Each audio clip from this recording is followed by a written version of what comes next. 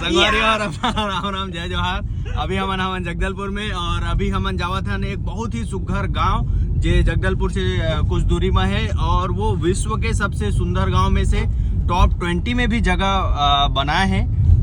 तो वीडियो में बने रहो, बहुत ही प्यारा जगह आप मतलब दिखाने वाला हूँ। संगवारी हो, कैमरामैन जल्दी एडिट करो। मुसाफिर थमसा गया। ये है नाश्ता, यहाँ बढ़िया खाए के मिला थे, लेकिन हमारे पास पैसा नहीं है, हम नहीं खा पाबो। ये देखो संगवारी हो, बहुत ही सुघर ये नहीं ये तो देख सकते हो, बहुत ही शुद्ध पानी डायरेक्ट जमीन से और ये डायरेक्ट अपन मुंह में खाली है। मजा आ गया ना? मजा आ गया भाई, एकदम जमीन के भीतर ले निकला थे पानी है।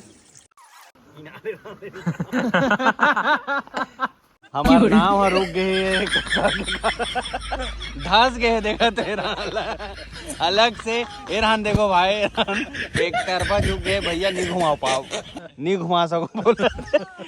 कैमरा धर तो कैमरा धर। मुझे लगता है अगर जिंदगी में कुछ पाना है ना, तो हमें तरीके बदल लेने चाहिए।